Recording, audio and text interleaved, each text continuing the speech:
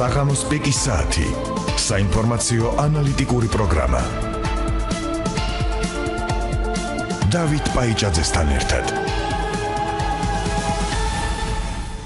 მოგესალმებით, კონსუმენტ პიკის საათ სტუდიაშია დავით პაიჭაძე.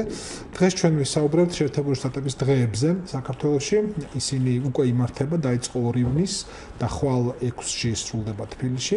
ჩვენი სტუმარია ჯეიმს დუი, საქართველოში ამერიკის შეერთებული შტატების საელჩოს კულტურის ატაშე და ნანა კიკნაძე, საელჩოს საზოგადოებასთან ურთიერთობის განყოფილების თანამშრომელი. გამარჯობა, მადლობთ რომ მობრძანდით ჩვენთან. გამარჯობა, ძალიან დიდი მადლობა.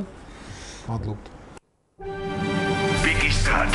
აქტუალური დღის წესრიგი, სასარგებლო ინფორმაცია, ახალი ინტერპრეტაციები, აზრთა მრავალფეროვნება.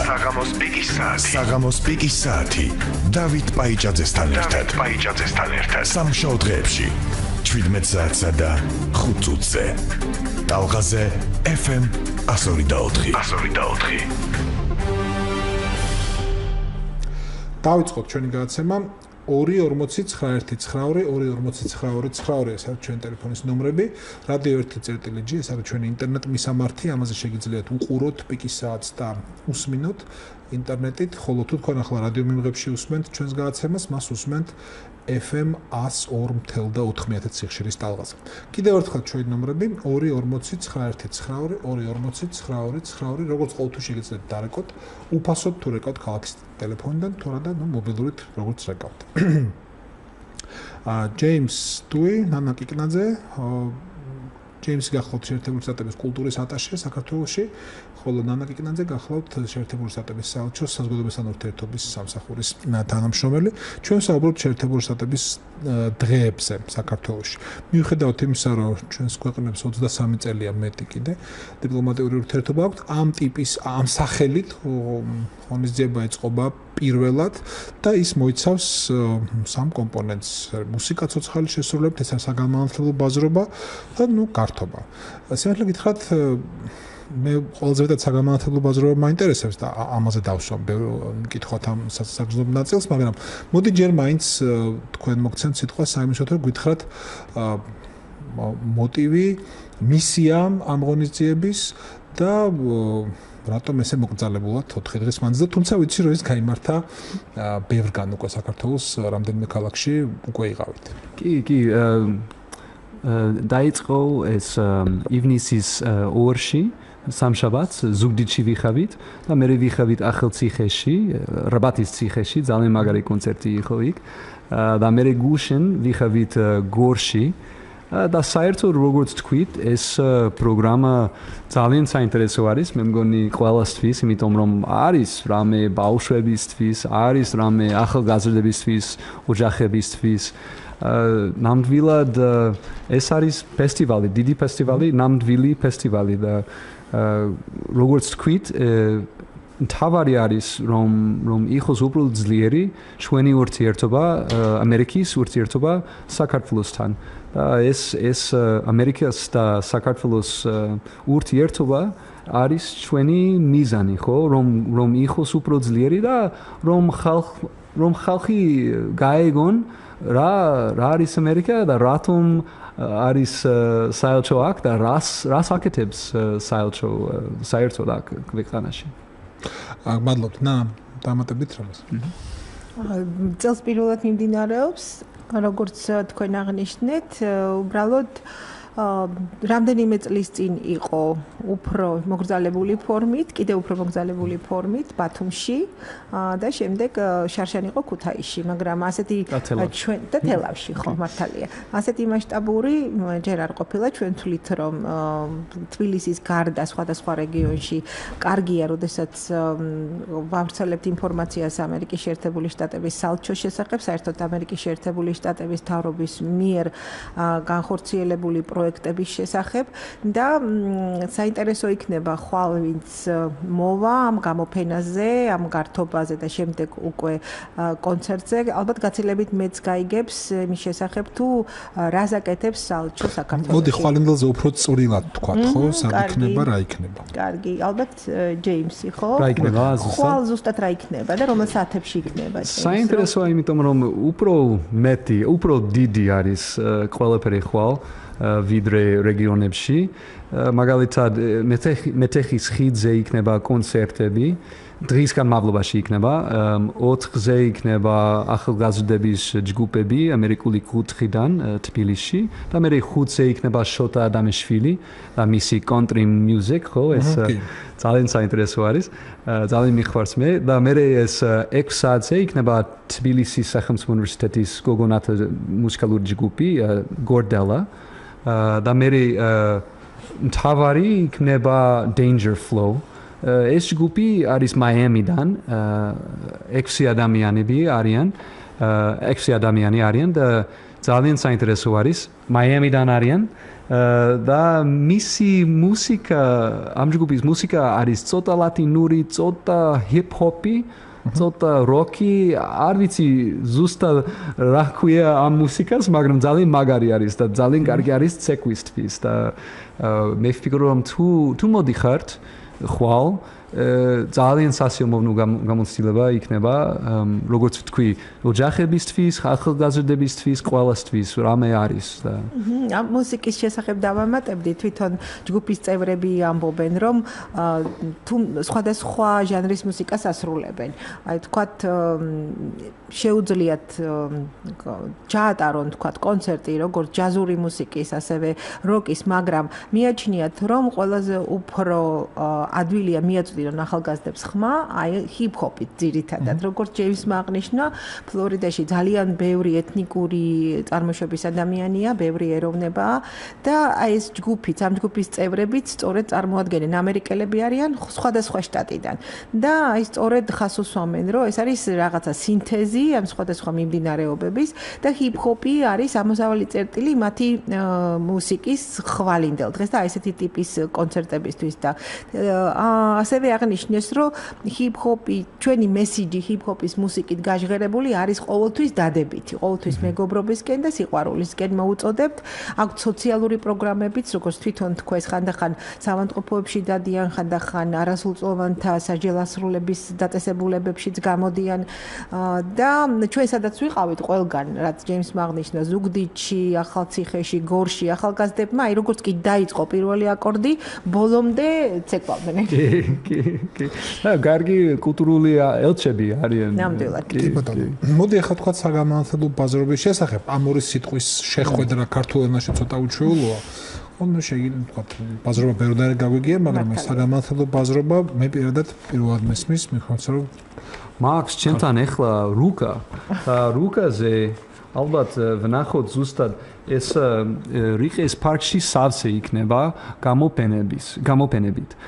მაგალითად იქნება USAID-ის სხვადასხვა პროექტის სოფლის მეურნეობის სფეროში. მაგალითად იქნება თაფლი, იქნება ხილი, იქნება ღვინო მაგრამ ყველაფერი დახმარება იყო USAID-ის და ხო, ფერმერებისთვის, გლეხების. შეიძლება შეთანხმებით დაწვრილებით თქვათ რა ტიპის დახმარება გაუწიეს, იმიტომ რომ ჩვენთან ცხადე USAID-ისგან არა, სახელმწიფოსგან მოელიან ვიცით როგორც დახმარებას, ხო ეს არის სასუქი უნდა უყიდოს სახელმწიფომ, საწვავი უნდა მიაწოდოს, თუ ზარალს ნახავენ, მაშინ ეს ზარალიც უნდა აუნაზღაუროს და ასე შემდეგ. დაზღვევა ნაკლებად არის ჩვენში გავრცელებული სასოფლო სამეურნეო პროდუქციის და აგრარული შრომის დაზღვევა თითქმის არ არის იმიტომ რომ ძვირია და ფერმერები ვერ ეზღვევიან ასე რომ ამ შემთხვევაში ხო და კიდე დრო იყო როცა სახელმწიფო ცდილობდა ინტელექტუალური დახმარება გაეწია ფერმერებისათვის საინტერესო ამ ხრივ ამერიკული წვლილი როგორია ხებუნებრივია ძალიან ძნელი წარმოსადგენია რომ შეერთებული შტატების საწვავს და საწყოს ყიდულობდეს ფერმერს ასე არ იქნება ამიტომ საინტერესო ის პროდუქცია რაც ქართულ ფერმერებს გამოაქვთ ხვალ გამოფენაზე აი იმაში ამერიკული წვლილი როგორ აღიწერება განსაკუთრებით თქვენი შექმნა არის ფერმერების შესახებ და ამ შემთხვევაში მხოლოდ სასოფლო სამეურნეოზე მე დანარჩენებზე მე ამ შემთხვევაში მარტო ამას ეხება სინამდვილეში როგორც მე ექსპერტი არა ვარ ამ სფეროში არ ვიცი დეტალები მაგრამ მე ვიცი რომ მონაწილეები რომელიც ხვალ იქნებიან ფესტივალში ისინი როგორც მონაწილეები მათ იციან ძალიან კარგად როგორი იყო როგორ არის და როგორი იქნება ეს დახმარება ამერიკის მხრიდან და ხვალ არის ფესტივალი იმიტომ რომ იქნება პროდუქტები იქნება შედეგები ხო კონკრეტული შედეგები ამ პროექტებისთვის ამ პროექტების გან და ამავე ბუდიში არა უბრალოდ როგორც თქვენ აღნიშნეთ დათო არ ყოფილა რამდენადაც მე ვიცი ასეთი პირდაპირ ფულადი დახმარება რაღაცა კომპენსაციები რასაც ქვია ტექნიკური დახმარება კონსულტაციები და გაცვლითი პროგრამები არის გაცვლითი პროგრამები რასაკურველია საგანმანათლებლო პროგრამები გაცვლითი პროგრამები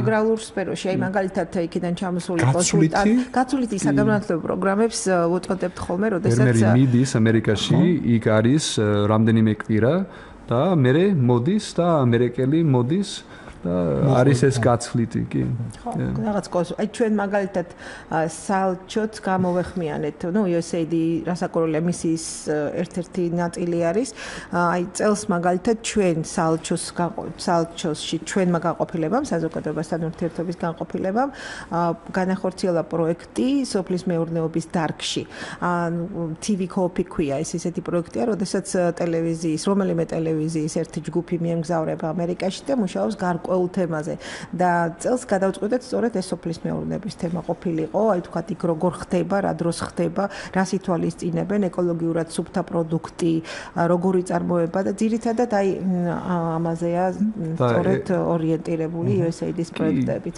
მაგრამ როგორც ჯეიმს აღნიშნა, ხვალ დეტალურ ინფორმაციას მიაწოდიან ადგილზე. სწორედ იმიტომ არის აი ეს კარვები, ესე ვთქვათ, ანუ გადახურული სივრცე, სადაც არის ინფორმაცია, ბროშურები წიგნები და თვითონ წარმომადგენლები ყველა ამ პროექტიდან ეს USAID-ის იქნება სალჩოს თუ საკონსულოს რომ მოსახლეობას მიაწოდონ უფრო დაწვრილებითი ინფორმაცია ამ თუ იმ პროექტის შესახებ. კარგი.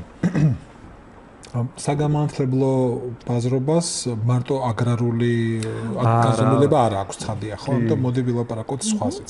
კიდევ იქნება მაგალითად სან-დიეგოს სახელმწიფო უნივერსიტეტი აქ იქნება ჩვენთან იქნება ფესტივალზე ხვალ და იქნება ჩვენი გაცვლითი პროგრამების ინფორმაცია მაგალითად ეს Fulbright-ის პროგრამა, Flex-ის პროგრამა, ჩვენი პარტნიორები როგორც American Councils, ამერიკული საბჭოები და ეს PH International იქნებიან ჩვენთან და ეს Center for International Education კიდევ იქნება ჩვენ საერთაშორისო განათლების ცენტრი იქნება ჩვენთან და საერთოდ და ეს ალბათ საინტერესო არის თქვენთვის რომ იქნება საკონსულოს წარმომადგენლები და თუ შეკითხვა გააქვთ ვიზების შესახებ ან პასპორტების შესახებ იქნებიან იქ და სიამოვნებით ილაპარაკებენ ხალხთან პირდაპირ.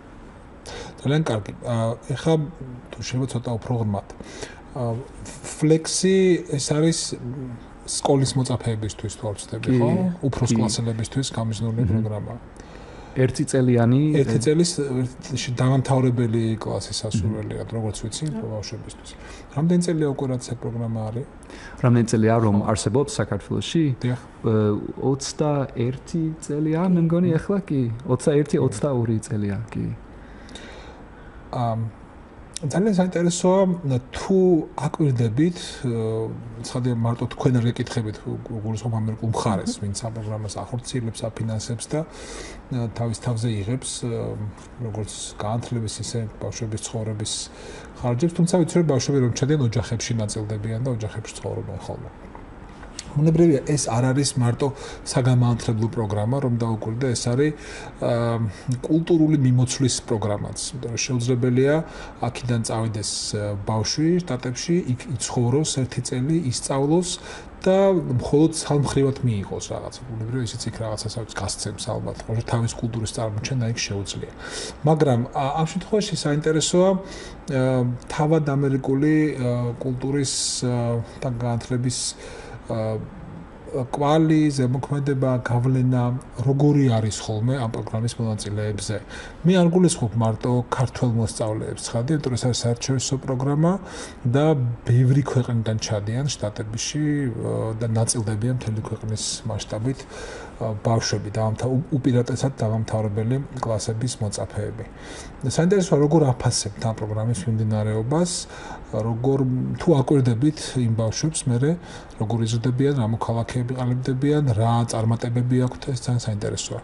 ამას ვლაპარაკობ ცოტათი პირადი გრძნობითაც, იმიტომ რომ ჩემი უახლოესი მეგობრის შვილი დაბრუნდა, ეხლა ახსავსე ის მხოლოდ პოზიტიური შთაბეჭდილებებით ახსავსე და გამოცდილება იყო, ხო და წაკითხული მაქვს სრულიად გულის ამაჩუყებელი წერილი, რომელიც მისმა იქაურმა ბჭყალებში მშობლებმა გამოუგზავნეს მის აქაურ მშობლებს. თქვენს რომ ასეთი ადამიანი მათ იშვიათად უნახავთ, როგორც ეს ბავშვი არის. ასე რომ ამიტომ ვთქვი რომ ეს რაღაც მიმოცვლითი კულტურული მიმოცვლაც ხდება, როგორც ჩანს ამ დროს. მაგრამ მე ვიცი ერთი ადამიანის ისტორია, საინტერესო ტენდენცია.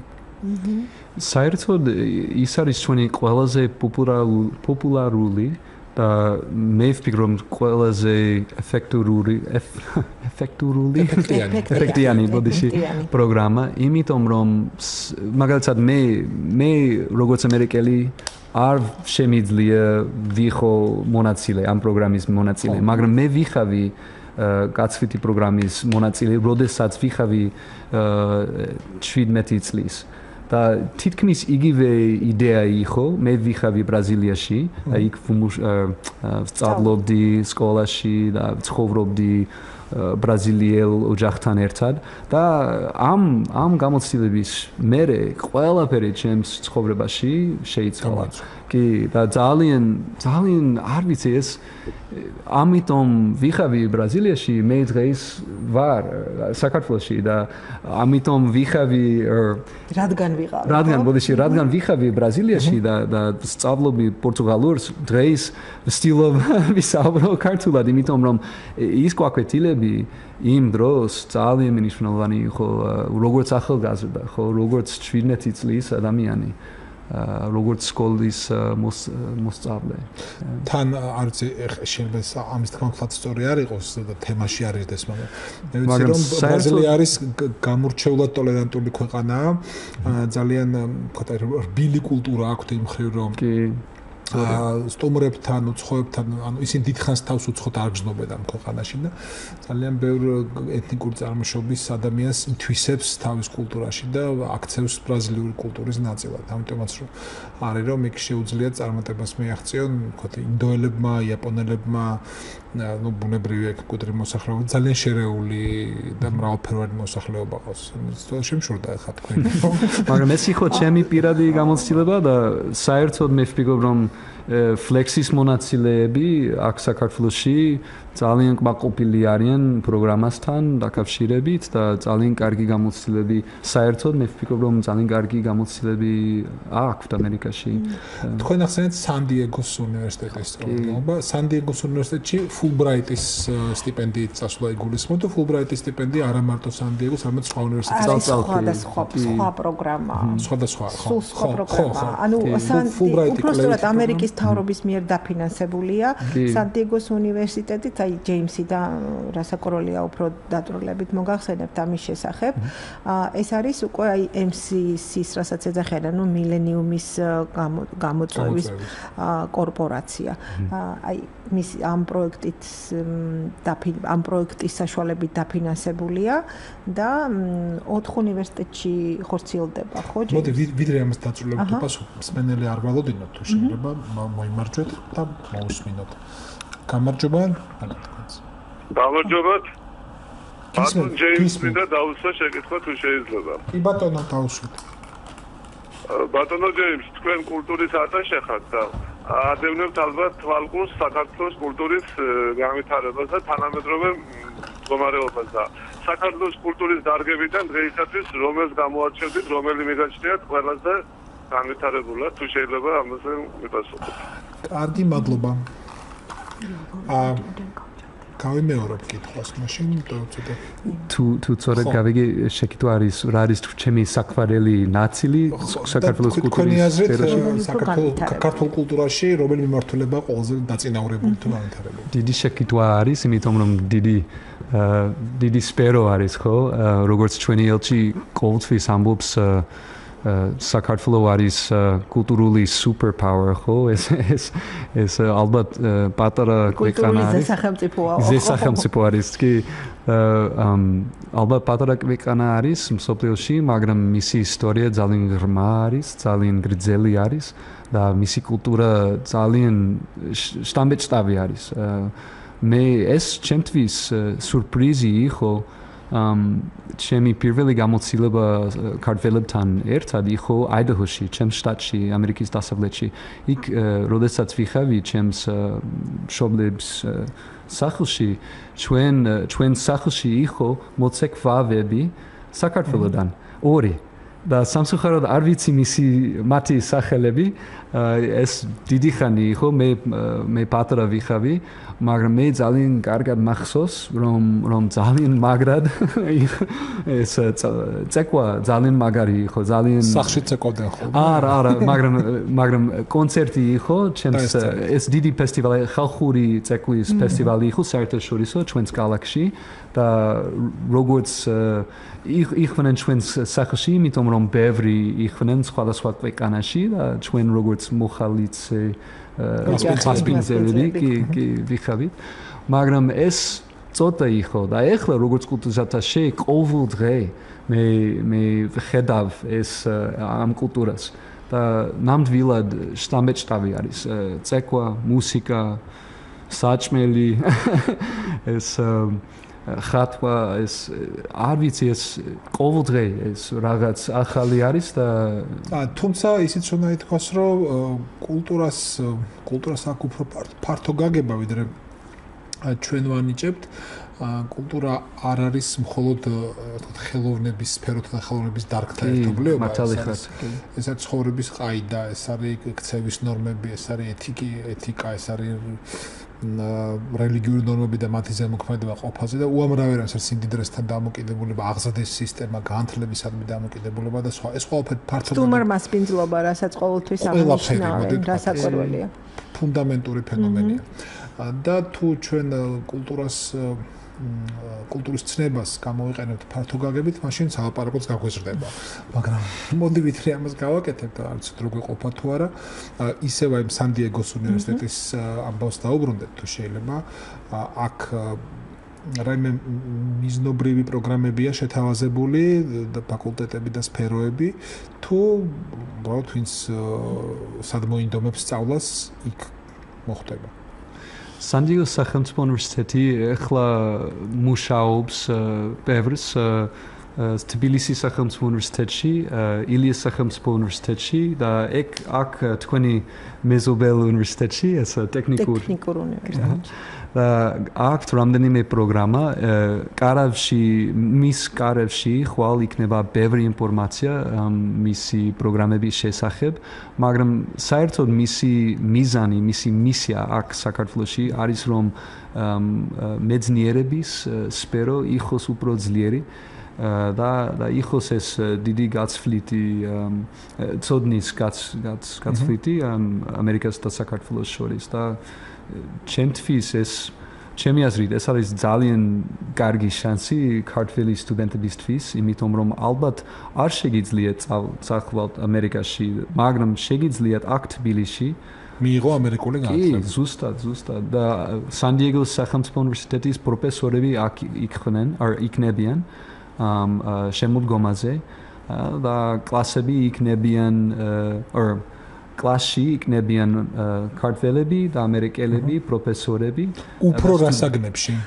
ეს არის მიმდინარეობა, რასაც დღესდღეობით STEM-ს უწოდებენ. ეს არის Science, Technology, Engineering and Mathematics. ანუ მეცნიერება, ტექნოლოგია, ინჟინერია და მათემატიკა. ანუ ძირითადად ტექნიკური მიმართულებაა.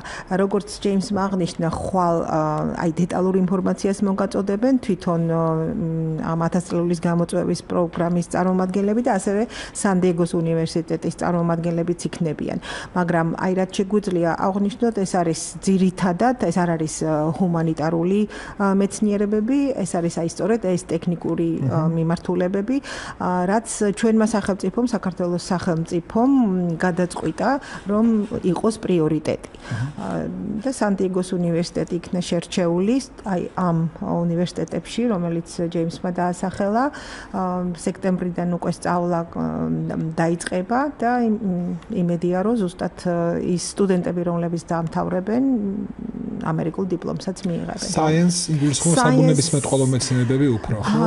საბუნებისმეტყველო მეცნიერებები, science technology, engineering and mathematics. დიახ, უფრო საბუნებისმეტყველო. მე მინდა გავიხსენო 90-იან წლების დასაწყისიდან შეერთებული შტატების მიერ საქართველოსთვის შემოთავაზებული და ამ სამყაროსთვის, ანუ პოსტსაბჭოთა სამყაროსთვის შემოთავაზებული ძალიან მნიშვნელოვანი საგამართლებლო პროგრამები. ეს იყო ედმუნდ მასკის პროგრამა, რომელსაც Freedom Support Act თავისუფლების ხარდამჭერი აქტი ერქვა, სხვანაირად FSA და ბევრ ქართველს შეუხსია ეს აპლიკაცია და იმეორიდან არაერთი წასულა და უბრალოდ საქართველოს პარლამენტის სპიკერი ამ პროგრამით არის განსწავლული თორშტები საჯარო ადმინისტრირების პროგრამით დიუკის უნივერსიტეტში. ასე ვიცი. ბატონი სუპაშვილი კი. ასევე თქვენი კოლეგებიც არიან, ჟურნალისტებიც არიან, არა მაგრამ და დაუსაქმებელი მე მგონი არავინ არ არის, ვინც ამერიკული განათლება მიიღო იმ წლებში.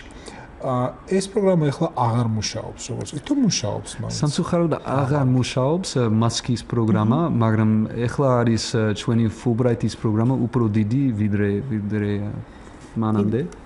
ხო, ვიდრე მანამდე. და ახლა არის ეს Fulbright-ის graduate student program. ანუ კურსდამთავრებულებისთვის უკვე.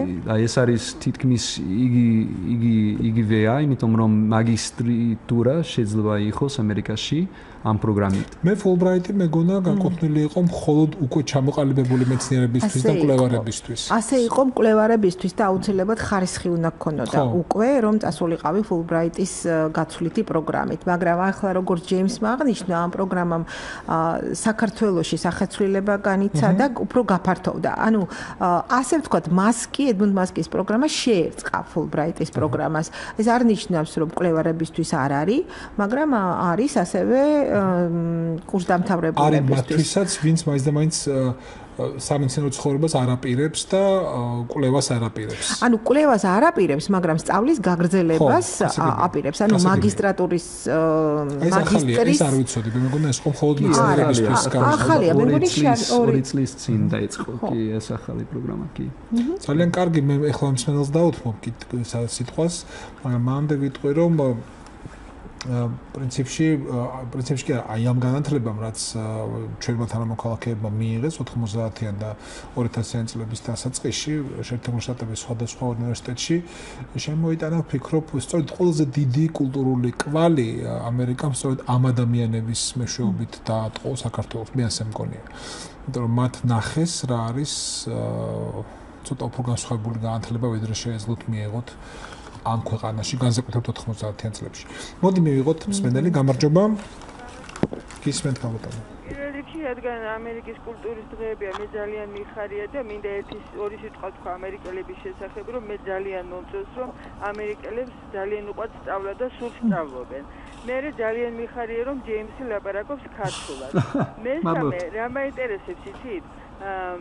მე მყავს მეგობრები, რომელთაც უნდათ ქართული ფოლკლორი შესწავლა და ჯეიმს თუ აინტერესებს, რაღაც ან იმეილის ნომერი, ან რაღაც ნომერი დაგვიტოვოს, რომ მე დაუკავშირდები და ზუსტად მივწერ რა და როგორ. იმიტომ რომ ბევრი ხალხი დადის და მოსტონს და უყვარს და რა ვიცი, მე მგონია რომ თქვენს კარგად გამოგივათ ესა. და ეს ფესტივალი თბილისში ხვალ იქნება თუ 4 დღე გაგრძელდება? კი, ხვალ იქნება თბილისში, რიყის პარკში, ხო? და მეთეხის ხიდზე. და ეს ხალ 4 საათიდან დაიწყება. კი, ზუსტად. აქამდე ეს იყო ზუგდიდში, ახალციხეში, გუშინ იყო გორში და ხვალ არის თბილისში. და ფოლკლორის შესახებ ალბათ გაინტერესებთ ჩვენი პროგრამა, ეს არის ელჩის ფონდის ბოდიში. მობილური რეკავსმენელი მხოლოდ ამიტომ გაწყვეტილებ, მოდი მივიღოთ ესეც და მე ორივეს უპასუხოთ. გამარჯობა, გისმენთ? ალო, გამარჯობა. ეს მიროსანების პრესტუმრე. ძალიან კარგი ეს ამერიკული სასწავლებელი იქნება. თუ ამერიკელი პროფესორები გასიშერეს, მაგრამ ესეც შეკითხვა მექნება თქვენთან. იქ სწავლება რა ენაზე თავა? ისე ხო არ იქნება მაგალითად რომ ადამიანმა როგორც ადრე რუსულ სკოლაში თქვა ძალიან კარგად იცოდა ნიუტონის სამეო კანონი, საქართველოს ვერ ამბობდა. საქართველოს და ინგლისურად საკრე იქნება რა. ისწავლის ინგლისურად და მე ხარფლაზე ვერაფერს ვერ გამოთქვას, თავისას არ გამოგცემს ხარფლად. ამაზე ხო, ერთი ნუ წახვალ ძალიან თუ დაკიდებ ხორმელს, თუ მიაქციეთ ყურადღება, ჩვენმა სტუდენტებმა თქვა რომ ლექციებს ეყოლება ეთნიკურად შერეული აუდიტორია, ხო, იქნებიან ამერიკელი სტუდენტებიც, იქნებიან ქართველი სტუდენტებიც, ანუ სტუდენტები, რომელთაც იციან ეს ენა, ქართული ენა, მათთვის მშობლიურია, უბრალოდ ისინი მოისმენენ ლექციას ინგლისურ ენაზეც. ეს უნდა გითხრათ, რომ მარტო სან-დიეგოს უნივერსიტეტის წყალობით არ ხდება ასეთი რამ, მე შემიძლია თვალი ვადევნო საუნივერსიტეტო ცხოვრებას და არაერთ სახელმწიფო და კერძო უნივერსიტეტებში იმართება ხოლმე ლექციები ხან ერთჯერადად, ხან წყება ლექციებისა ამა თუ იმ უცხო ენაზე და ყოველთვის ეს ლექცია არ არის თარგმნილი ქართულად. ესე რომ განათლების მიღება როგორც ჩანს, აუცილებლად გულისხმობს პატარა ქვეყანაში მაინც ორენოვნებას, მშობლიური ენის და პლუს რომელიმე ერთი უცხო ენის ცოდნას, საიმისოთ რომ ნორმალური და ხარისხიანი განათლება მიიღო და შესაბამისად ქართულ სტუდენტს კარგი იქნება თუ არ იქნება პრობლემა უცხო ენაზე ლექციის მოსმენას. ასეთი შეკითხვა მაქვს და ტერმინოლოგიის საქმე როგორ იქნება? ადრე ასეთ თვეში ითარგმნებოდა ტერმინოლოგია გადათარგმნეს რაღაცა ქვია ჩვენმა მეცნიერებმა 20-იან წლების დასაწყისში და როცა ქართული უნივერსიტეტი გაიხსნა მაგრამ ეხლა science technology გვეუბნება პირდაპირ მაშინ როცა იქნება ქართულად მეცნიერება და ტექნოლოგია. გამიგეთ ეს მე ინერგება ხალხში და ბოლოს სოციალობა გადადის არაქართულად. გამიგეთ. უკაცრავად ტექნოლოგია უნდა გითხრათ რომ ეს ტექნოლოგია არა, მაგრამ science ეს არ არის ინგლისური სიტყვა, science რო თქვა იქვე თქვა რომ მეცნიერება და იგულისხმება საბუნების მეტყველო მეცნიერებები. არა, მე ეს მაგალითი მოგიყვანეს. ხო და მეც მაგალითს გეუბნებით რომ საბუნების მეტყველოც ქართული სიტყვაა და მეცნიერებაც ქართული სიტყვა არის. ქართული ფუძეებიც ის ჩვენი ესე იგი ყრუმკვეთრი თანხმოვნების ადგილზეა. მაგრამ თანახმავა რომ ძალიან მნიშვნელოვანი არის რომ იყოს ეს ქართული ენის სწავლა ამავე დროს ეს რა თქმა უნდა არ ეს ერის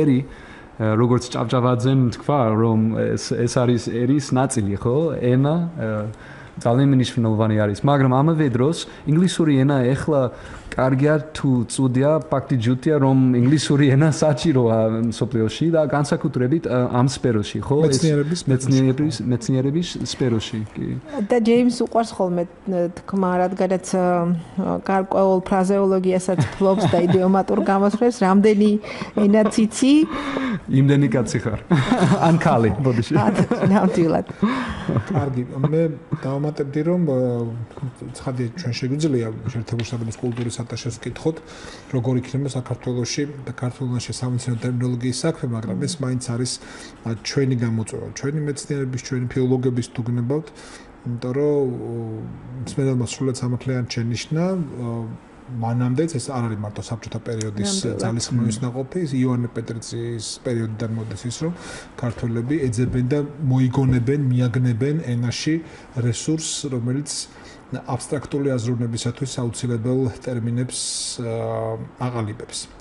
ასე რომ ისწავლონ და ტერმინოლოგიას მოევლება, მაგრამ ვიღაცა მოინდომებს და გამის გააკეთებს. მე მგონი თანდათან იხვეწება. სწორედ აი თქვენ ახსენეთ 90-იანი წლები, მაშინ მე თვითონ ლინგვისტი ვარ და ვიცი რომ ძალიან დიდი პრობლემები იყო ამასთან დაკავშირებით. მე მგონი თანდათან მაინც სწორედ იმ მეცნიერებების შემოტანით, რაც ადრე ალბათ არ ისწავლებოდა, ან არ ისწავლებოდა თანამედროვე მეთოდოლოგიით, სწორედ ხელს უწყობს აი ეს ახალი მეთოდოლოგია ტერმინოლოგიის დახვეწასაც და ალბათ ამ ხრივაც გამდიდრდება ჩვენი ლექსიკონი. ჯეიმს მე ერთი კითხვა დავსვა, რომელიც არანაირად ამერიკული კულტურის ამერიკის დღეებს არ ეხება, მაგრამ ეხება კულტურას, აი ფართო გაგებით, რომელიც მე ვახსენე დღევანდელ ჩვენ საუბარში. თქვენი აზრით, ქართულ კულტურაში რა ელემენტები შეგიძლიათ შენიშნოთ? მე მაქვს ამის ჩემი აზრი, მაგრამ მე ჩუმად ვარ, ხმას არ ვედა კითხვას ხო? რა ელემენტები შეგიძლია აღმოაჩინოთ, რა მიდგომები, რა ფენომენები, რომლებიც ხელს უწყობს პროგრესს? ძალიან დიდი შეკითხვა არის. სინამდვილეში, როგორც კულტურის ატაშე, როგორც მაქვს ეს სახელი ხო ეს როლი საელჩოში ხანდახან ხალხი ფიქრობს რომ ის უნდა იყოს ექსპერტი, მაგრამ რა თქმა უნდა მე მთავრობის წარმომადგენელი ვარ და მე უნდა ვიხო და მე უნდა ვიხო ამერიკის კულტურის წარმომადგენელი საქართველოში და თუ მინდა გავაკეთო ჩემი საქმეები კი კარგად უნდა ვიცოდე კარგად თქვენი კულტურის შესახებ და ეს სასიამოვნო არის ჩემთვის აბა თქვენი შეკითხვა არ ვიცი ზუსტად რა უწყობს ხელს პროგრესს აი რა მოგეწონათ ჩვენთან რას აღნიშნავთ თქვენ ხშირად აღნიშნავთ ხოლმე იგივე აი თქვათ პოლიფონია რომ ერთმანეთში ანუ იმდენად რაღაც ასე ვთქვათ ღია უნდა იყოს წესით ქართველის ცნობიერება, რადგანაც ჩვენ ასეთი მდიდარი პოლიფონია გვაქვს, ანუ ძალიან ბევრი შერწყმის საშუალებას იძლევა. ამაზე ჩვენ შეიძლება ხატი იყოს და სიმბოლო. მართალია, მაგრამ რაღაცა საშუალებას იძლევა, რომ წარმოვიდგინოთ, რას წარმოადგენს. რატო სომა მკითხავს, იმიტომ რომ ჯეიმსი აღნიშნავს, რომ ის წარმოადგენს ამერიკის სახელმწიფოს ამ ქვეყანაში. უბრალოდ მე ვიცი, ну რამდენიმე ამერიკელი მკვლევარი, მეცნიერი, რომელიც ასევე წარმოადგენდა ამერიკას სხვადასხვა მისიებში, მათ შორის USAID-ის მისიაში, საელჩოებში, სხვადასხვა კონტინენტებზე და სწორედ იმიტომ რომ ისინი აკვირდებოდნენ იმ ქვეყნების კულტურას, არაერთმა მათგანმა დატოვა სახელმწიფო სამსახური და წავიდნენ სწორედ კულტურის კვლევაში, გახდნენ მეცნიერები და დღეს ისინი ითვლებიან პროფესიონალებად, ექსპერტებად სწორედ კულტურის მცოდნეობის, კულტურის მეცნიერების სფეროში და მათ შეუძლიათ ძალიან ღირებული დაკვირვების შეთავაზება სხვადასხვა ხალხებისთვის საიმისოდ, რომ მათ უფრო კვალიფიცირებულად იმჟღავნონ თავიანთ კულტურას და განსაჯონ მათი კულტურა რაში უწყობს ხელს ქვეყნის წინსვლას და რაში უშლის ხელს ქვეყნის წინსვლას. მე მესმის ჯეიმსი შეზღუდულია სამსახურეობრივად უპასუხოს. მე ამიტომაც არ დიპლომატიური მისიის წარმომადგენელია. ამიტომაც არ ვიკითხე ქართულ კულტურაში რას ხედავს ისეც, რაც პროგრესს ხელს უშლის მეთქი. ეს არ მეკითხე. გასაგებია, რაც უწყობს ხელს უწყობს მისიას. მაგრამ მე ვფიქრობ, რომ ეხლა ძალიან საინტერესო დრო არის საქართველოს ისტორიაში. იმიტომ რომ ეხლა ამერიკაში და ალბათ არ არის არ ვიცი თუ ეს საინტერესო არის მაყურებლებისთვის, მაგრამ ამერიკაში არის ეხლა უფრო მეტი ცოდნა საქართველოს შესახებ და საქართველოს კულტურის შესახებ. მაგალითად ეხლა ნანა ჯაძელიძე იყო ნიუ-იორკში მის ფილმების პროგრამებთან ერთად მომაში, ერთ-ერთი ჩვენი ყველაზე მნიშვნელოვანი მუზეუმში. და ის ფილმები, რომელიც ალბათ ამერიკელების ფიქრიში იყო რუსული, ანუ იყო საბჭოთა კავშირი, საბჭოთა ანუ რუსული. ეხლა ამერიკელები გაეგონ რომ არა, ისინი არიან ქართველები. ეს სხვა ენა არის, სხვა ერი არის, სხვა ხალხი არის, სხვა კულტურა. სხვა კულტურა არის, ზუსტად და ეხლა ჩემი მეგობარი თქვა რომ ჩემმა მეგობარმა თქვა რომ ვაშინგტონში ხაჩაპური არის და მე როდესაც იქ ვიხავი 2 წლის წინ არ იყო ხაჩაპური ვაშინგტონში ჩვენს დედაქალაქში და ეხლა არის და არ ვიცი მაგრამ როგორც ჩანს ეხლა შეიძლება იყოს ძალიან მნიშვნელოვანი დრო საქართველოსთვის ამერიკასთან დაკავშირებით როგორც ხორვატია იყო 10 წლის წინ ან ირლანდია იყო 20 წლის წინ ამერიკელები საერთოდ არ ვიცით ბევრი საერთაშორისო სფეროს შესახებ როგორც ხალხი ხო იმიტომ რომ არ ვიცი რატომ მაგრამ არ არის კარგი მაგრამ ეხლა უფრო მეტად ვიცით უფრო მეტად გვინდა ვიცოდეთ სოფლიოს შესახებ და საქართველოს ახალი არის ჩვენთვის უცხო ხილი არის ჩვენთვის როგორც ამერიკელები და საინტერესო არის კი ამ ამერიკის დღეების ფარგლებში რადგანაც მაინც ამ სფეროზე საუბრობთ ჩატარდა ასევე ამერიკაცედნოების კონფერენციები ჯეიმს ხო არ იტყოდით რამდენიმე სიტყვას ამ შესახებ მაგალითად ზუგდიდში ზუგდიდის სახელმწიფო უნივერსიტეტში იყო და სამცხე ჯავახეთის უნივერსიტეტში იყო და გუშინ იყო გორის სახელმწიფო უნივერსიტეტში და ეს ძალიან მნიშვნელოვანი ნაწილი იყო ამ ფესტივალის ფარგლებში იყო ეს კონფერენციები და მე ვნახე პირადად რომ არის ეს წოდნა აქ ამერიკის შესახებ. კი და ეს ხმები ამერიკის შესახებ, როდესაც ქართველები ლაპარაკობენ ჩემს ქვეყნის შესახებ და როდესაც მითხარით რაღაც რომ არ ვიცოდი ამერიკის შესახებ ეს ძალიან საინტერესო არის და ალბათ ეს არის მსოფლიოს სადაც ცხოვრობთ ახლა ხო რომ არის ადამიანი სხვა ქვეყანიდან რომ მან იცის უფრო მეტი თქვენი ქვეყნის ისტორიის შესახებ ვიდრე თქვენ ძალიან კარგი სურპრიზი იყო ჩემთვის დიდი მადლობა საიმშოთ რომ იყავით ჩვენი სტუმარი პიკის საათმა დღეს უმასპინძლა ჯეიმს დუის ამერიკის შეერთებული შტატების საელჩოს საქართველოში ამერიკის შეერთებული შტატების საელჩოს კულტურის ატაშეს და ნანა კიკნაძეს ამავე საელჩოს საზოგადოებასთან ურთიერთობის განყოფილების თანამშრომელს მე შეგახსენებთ ჩვენი გადაცემის თემა გახდათ ის რაც 4 დღის წინ უბრალოდ 2 ივნის დაიწყო თბილისში და ხვალ დასრულდება ეს არის ამერიკის დღეები ეს დღეები გაიმართა ზუგდიდში ახალციხეში გორში და ხვალ თბილისში დღის 4 საათზე რიყეზე გაიმართება თბილისური ნაწილი ამერიკულ დღეებში. გელოდებით. შედგება, მადლობთ, შედგება 3 ნაწილისგან, როგორც მოგხსენეთ, ეს არის ცოცხალი მუსიკა, ეს არის საგამართლებლო ბაზრობა, რასაც დაუთმეთ ჩვენი საუბრის მოზრდილი ნაწილი და ნუ თავისთავად გართობა ყველაფერი ამის ფონზე. მადლობა თქვენ რომ მომბრძანდით. ძალიან დიდი მადლობა. სტუმრები ინგა გურგენაძე, ხმის რეჟისორი ნინო რამიშვილი, პროდიუსერი დღევანდელი გადაცემის, დავით პაიჭაძე უძღვებოდა ბეკის საათს. ნახვამდის.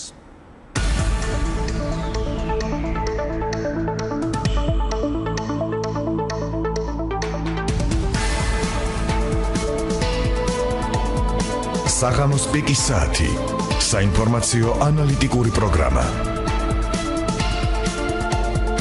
დავით პაიჭაძესთან ერთად